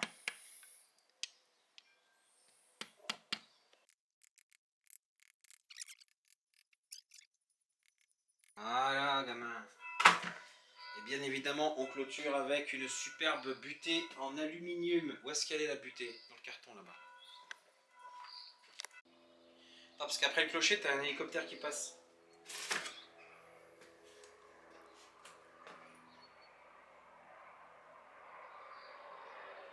Ils nous ont repérés. Oh, c'est GMK.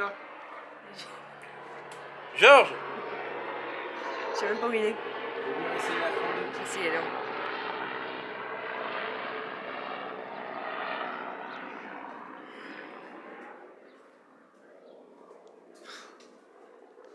C'est bon? Est-ce qu'on peut filmer? Oui? Impeccable. Je reprends donc. Les églises, les hélicoptères, les saucissons.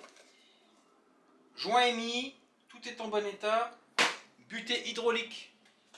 Alors, ayant subi Non, c'est même pas moi qui l'ai subi.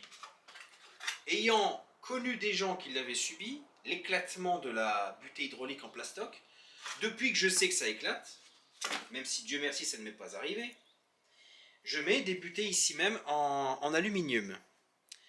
Alors c'est très bon signe quand c'est meulé, hein. Généralement ça peut vouloir dire que c'était une pièce d'origine Volkswagen. Je sais que c'est pas le cas. Sachs ne monte pas, c'est souvent LUK là. Mais enfin bref. Donc ici même la butée. Et ben, je l'insère là-bas comme ceci. En fait la seule chose que j'avais à dire c'est qu'il fallait mettre une version alu. Hein. Sinon je pense que mettre une butée, il y a des chances que tout le monde sache comment faire. Voilà. Là-bas. Je remets le petit bouchonnois. Voilà, tac. Les vis avec la petite merdouille bleue dessus pour que ce soit bien fixifié. Tout renforcé en cylindre bloc bien costaud là. On l'amènera au Nürburgring. Au circuit au Nürburgring. Quoi non? Parce que c'est ta voiture, tu décides de ce que tu veux faire avec alors. Ouais. Je la ramènerai pas là-bas. Non, non, non.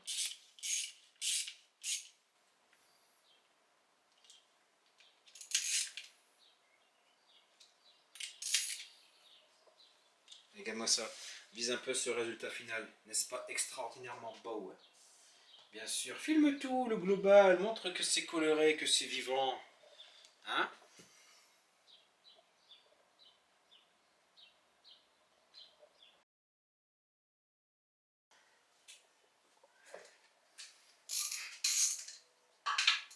Je vais pas filmer, je pense que... En plus, je l'ai mis d'un coup. En ce moment, les boîtes, je sais pas ce qui se passe. C'est peut-être mon regain de puissance, alors c'est peut-être ma musculature de rêve, je ne sais pas, je ne sais pas. Peut-être. Moi ça, putain, c'est pas émouvant de voir une tulipe à cet endroit-là? C'est pas beau, franchement? Enfin, un arbre à bride. Bien sûr que c'est émouvant. Chiale un peu, bordel.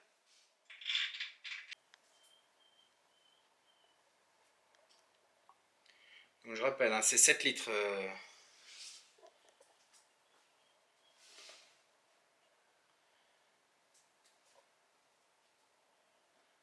Un VR6 tout cylindrée confondu, quand il est vraiment vide d'huile, vide de chez vide, il faut lui mettre 7 litres. En fait, tu as 1,5 litre de volume de conduit d'huile, auquel il faut ajouter les 5,5 litres de volume de carter, plus filtre à huile, plus machin.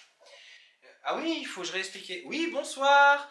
Comment amorcer un circuit d'huile d'un moteur VR6 toute cylindrée confondue sans animer le vilebrequin? Je me répète, c'est fou, hein. Ici, à l'arrière du bloc, vous avez une petite plaque comme ceci. D'accord? Donc la plaque, je l'enlève. Derrière cette plaque, j'ai un petit pignon de mes couilles, la Xout. Et au fond, il y a un entraîneur qu'on ne peut pas voir, mais qui va jusqu'à la pompe à huile. Ça, je le passe là-dedans. Je le passe là-dedans. Je vais chercher mon entraîneur 6 mm et j'engage ici même ce fermoir.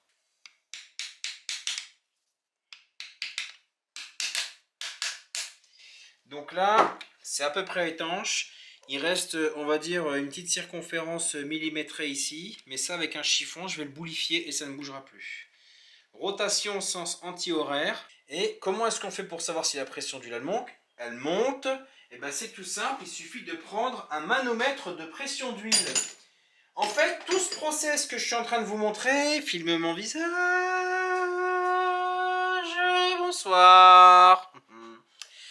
Tout ce process là, au complet, je l'ai présenté dans le détail dans une vidéo de présentation de produits et d'outillage, parce qu'il faut savoir que le manot de pression d'huile que je vais utiliser en quelques instants, ben, je l'ai acheté sur le site Temu. En fait, quand vous voyez une vidéo sur la chaîne Coupable de Tout où c'est marqué Temu, ça s'écrit Temu, ça se dit Temu en fait. Avant de te dire, tiens, c'est une pub, il prend un billet, il prend machin, réfléchis en ton crâne plein de merde que je vais te montrer des produits de ouf qui sont 150 fois moins chers là où tu peux les trouver toi aussi. Ah, avec un code promo en plus. Oui. Pensez à tout ça. Donc tout le process que je te montre là, l'amorçage du circuit d'huile et tout, c'était déjà dans la vidéo. Hein. Au lieu d'insulter les gens. Qu'est-ce que tu regardes? Non, c'est bon, on aborde le sujet là. Qu'est-ce que vous regardez sur Internet dans votre vie? Dès le soir, tu rentres chez toi. Tu es propriétaire soit d'une Passat, Corrado, Golf, EOS, Audi A3, Touareg, ta mère, la race, avec un VR6 dedans, tout cylindrée confondu, on s'en fout. Tu possèdes ce véhicule. Tu as en France Jean Salvatard qui te fait du contenu gratos. C'est gratuit. Alors je sais ce que tu vas dire. C'est gratuit, mais des fois il y a des pubs sur YouTube. Si tu prends pas Premium, franchement, fais-toi soigner.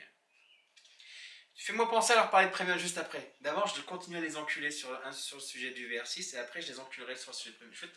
Là, ton cul va saigner, là. Vous avez un mec, disais-je, qui vous montre les entrailles de ces moteurs-là, qui vous explique les techniques de diagnostic, qui vous montre un petit peu, dans la mesure de mes couilles, des choses intéressantes sur ces moteurs, sur les véhicules, etc. Normalement, vu le peu de vidéos que je mets en ligne, en tout cas sur les sujets des moteurs et des véhicules et des systèmes d'injection et tout, c'est des vidéos que vous devriez connaître par cœur, puisque une voiture, c'est susceptible de tomber en panne tôt ou tard, c'est susceptible de nécessiter un gros entretien tôt ou tard, donc un peu comme, je sais pas s'ils ont des diplômes aussi, ils ont peut-être pas de diplôme. Hein. Moi je me rappelle quand on a passé le bac, il y avait monsieur Afchin, il nous avait dit les gars, je vous explique un truc. Quand vous allez avoir le sujet, avant de regarder le questionnaire, vous allez vous faire baiser si vous faites ça. Vous lisez tout le sujet de A à Z. Vous le lisez en entier. Même si vous ne mémorisez pas, on s'en fout. Vous le lisez une première fois comme ça à nu. Et ensuite, quand vous arrivez sur le questionnaire, automatiquement, vous allez avoir des petits flashs mnémoniques. Ah tiens, ça je l'ai lu quelque part. Ah oui, ça me revient. Et tu vas dans le texte. Ce que tout le monde fait le contraire. Les gens prennent le questionnaire. Ils connaissent même pas le sujet. Hein. Alors, en 1844, dans la ville d'Atlanta, souvent c'est au mois de juin, donc t'es déjà en transe. Et, non frère, fais pas ça. Lis le sujet, ta mère la pute. Regarde, les ours blancs ont fait 10 tonneaux en voiture parce qu'ils ont fait un braquage, des trucs. Tu lis le texte d'abord, et après le questionnaire. Donc les vidéos, vous devez les connaître par cœur. Abonne ta putain de grand-mère la race. Maintenant, on devait parler de Premium. Tu ouvres Google là, tout de suite là. Réduis le lecteur de vidéos. Ah, ils peuvent même pas réduire parce qu'ils n'ont pas Premium, ces bouffons de merde. Vous êtes vraiment des sales races. Tu vas sur Google, tu écris Netflix, Deezer, Spotify, tout ce qui est tous les services où on te propose quelque chose, soit de la vidéo, donc Netflix, soit de la musique, soit n'importe. Tu verras, dès que tu écris ça dans Google, tu appuies sur espace, le prochain mot que te propose Google sera, ce sera quoi? Elle n'a pas suivi. Ce sera le mot gratuit. Tous les gens qui cherchent un service le cherchent gratuit parce que vous êtes des crève-la-faim. Qu'est-ce que ça te fait chier de payer? C'est combien YouTube Premium? C'est 12,99 € par mois. 12,99 € pour regarder toutes les vidéos que tu veux sans aucune publicité. Tu peux réduire le lecteur. Tu appuies sur le... Il y a un petit logo. Bah, tu vas le découvrir le logo parce que tu ne l'as pas encore. C'est un logo avec un casque. Tu cliques dessus. La fenêtre de vidéo disparaît. Tu as toujours le son. Donc tu peux écouter des podcasts pendant que tu travailles. Tu peux même verrouiller l'écran de ton téléphone. La musique machin truc. T'as plein de... et tu as YouTube Musique surtout. Et tu pourras découvrir mes playlists. Parce que j'ai mis plein de playlists. Tiens, j'ai une communauté de ces sales races-là. Et une communauté ouais, de toxicos qui écoutent du hardcore. Qu'est-ce qu'il y a, je t'emmerde. Donc bref, voilà. Tout ça pour dire que YouTube Premium, c'est la vie. Arrêtez de chialer avec les pubs, là. Stop. Arrêtez de vous plaindre d'un truc, c'est la base. Maintenant, le menu de pression d'huile. Je les ai assez niqués. Combien de temps il affiche le truc, là? Ah, 8,29. Regarde cette musculature, ta mère. Regarde. Oui, j'ai pas le biceps qui sort là, comme tout le monde là, je t'emmerde. Mais t'inquiète pas que la puissance est là.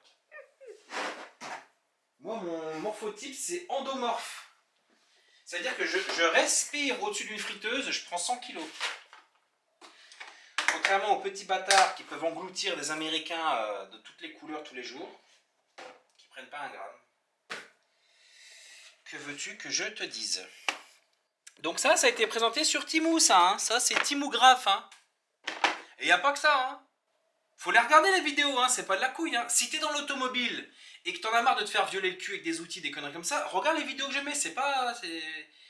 On a quand même mis un kit carbone dans... Putain, pourquoi t'as rigolé?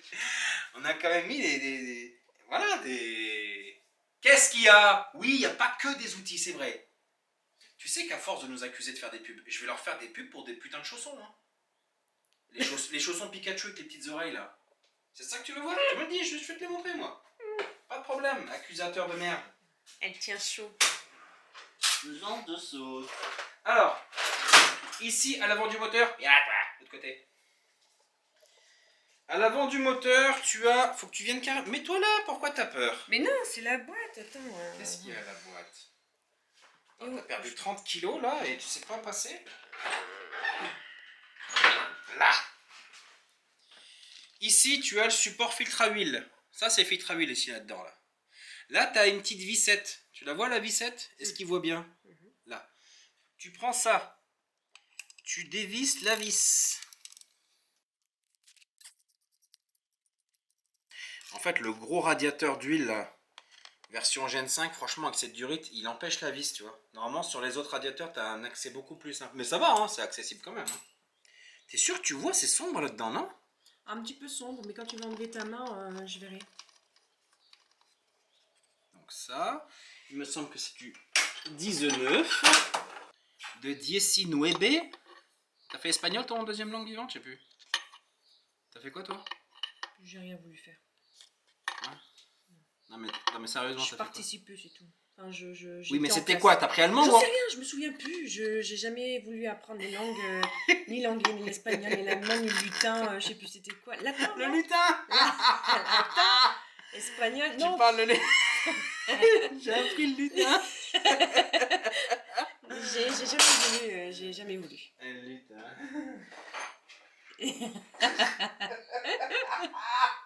Oh putain de merde. Aïe aïe aïe, qu'est-ce qu'on rigole comme des connards ici, je te le dis, moi. Il faut... Ah bah moi, je sors toutes des conneries. abonnez-vous, on rigole. Ah, ça c'est... Des rires comme ça, t'en trouves que chez Coupable. Hein. Alors, ça, je le mets... Tac. Donc là, tu vois, j'ai mis le raccord, j'ai branché le tuyaulier, donc le manomètre est branché. Maintenant, ce que je vais faire, je vais prendre un chiffon. Donc là, bah, je vais boulifier mon chiffon autour de mon système, comme ceci. Tac. Je vais prendre le manomètre parce que bah, forcément, il faut que je vois ce qui se passe. Voilà. Je vais tourner le moteur pour que tu puisses accéder visuellement à la chose. Tic. Je vais prendre la clé à choc pour pouvoir entraîner de manière anti-horaire l'entraîneur. Et là, on y va.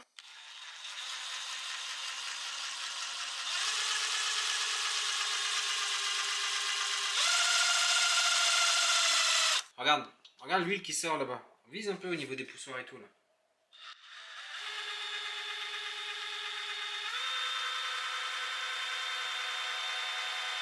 Donc là on est à 4 bars. Là.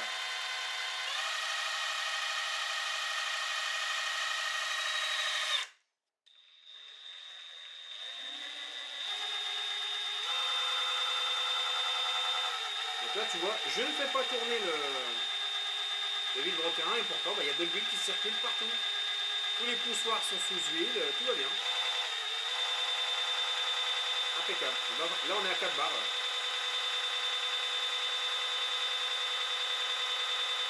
Parfait. C'est parfait gamin. Le moteur est amorcé.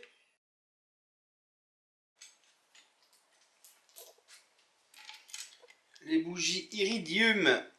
Très important. NGK. Ils ont bien augmenté ces sales races. Hein. Putain. Donc là, on a trouvé une solution pour le couvre-culasse. Pour le visson qui était pété ici. On va mettre du M10. Donc tu vois, là, il y a un hélicoïde actuellement dedans. Hein. Donc on va mettre du M10 par 1,5. Pourquoi ça n'irait pas? Je sais, tu vas me dire, oh, ça te ressemble pas. Tu veux que je fasse quoi? Que je recharge la culasse en alu, que je repère ta mère. Mon idée de départ, c'était de mettre un insert en alu. Donc c'était de faire un trou parfaitement rond.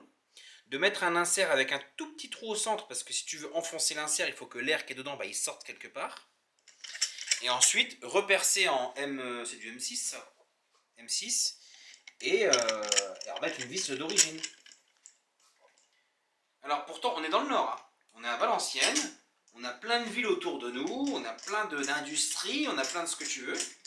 J'ai appelé partout. J'ai demandé des trucs en alu. J'ai demandé... Alors, tu demandes une vis en alu, déjà, on dirait que... t'es Marc Dutroux. Du M10 par 1,5 en alu, c'est pour faire quoi? En vous disant ce que je vais en faire, il y en a une qui va apparaître, c'est ça? Vous en avez ou pas? Non. Bah pourquoi tu me demandes ce que je vais faire avec alors?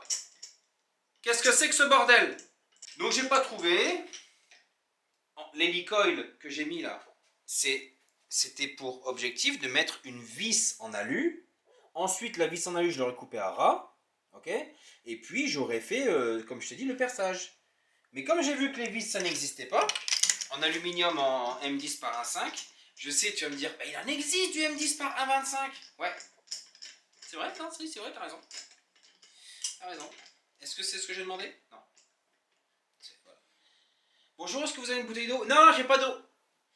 J'ai du chlore. Si vous avez une piscine à nettoyer, j'ai des serviettes, j'ai du papier toilette, j'ai tout. Hein. Non, culé de ta mère, j'ai demandé de l'eau. Tu vois, c'est une maladie dans ce pays ou quoi? On dit que je suis fou. Qu'est-ce qu'il y a? C'est moi le malade? Je vous demande un truc, vous me répondez 500 km à côté, et genre c'est moi le con de pas vous rejoindre pour manger une frite avec une sauce picalili de nique ta mère périmée, alors qu'au départ, qu'est-ce que je voulais? Une paire de gants pour tac. Qu'est-ce que c'est que ce bordel? Le pays, il est fondu.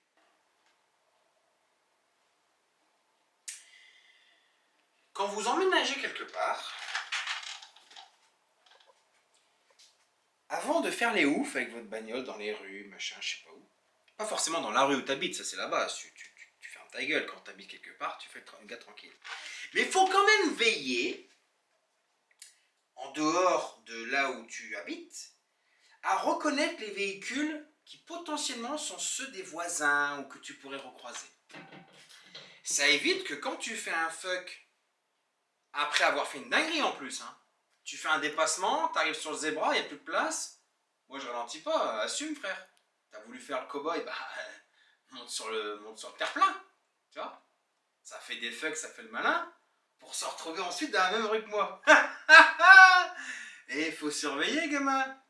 Non, vous allez dire, ouais, il passe un message à un de ses voisins. Mais non, je passe un message, je vous explique en général. Quand t'es nouveau, que tu viens d'arriver quelque part, apprends les véhicules. Pas forcément les plaques, mais au moins les véhicules. Ou le mieux du mieux, comme tout le monde, c'est d'être si... Si. Exactement. Pas de doigt d'honneur. Hein. Oui, c'est l'archouma, tu te dépasses, t'as pas eu assez de temps. Ah. Mais bon. Donc là, c'est le moment où un Rotella peut se casser. Le Rotella, vous connaissez le bonbon Rotella? Oui, vous connaissez, c'est en réglisse, c'est trop bon là. Il y en a qui n'aiment pas ta mère. Donc ceux du milieu, il faut surveiller qu'ils ne se cassent pas la gueule quand tu retournes. Le bidule. C'est eux qu'il faut surveiller, il faut garder un œil sur la cuisson.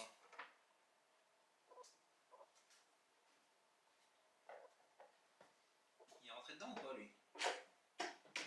Oui. Attends, on se croirait chez Mercedes, Cosworth. Et du M12 pour mettre un couvre-cul à ce vieux.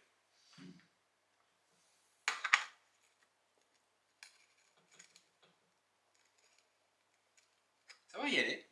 Ça va y aller. Incroyable. Ça fait même plus stylé comme ça. Ça fait robotique. Mais bon, on va pas repercer tous les bazars.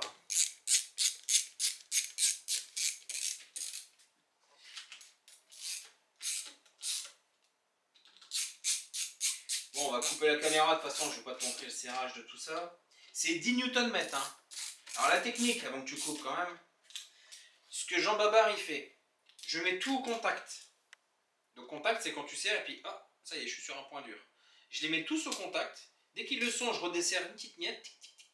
Et ensuite, je fais le serrage au couple. Et comme ça, il n'y a pas de problème.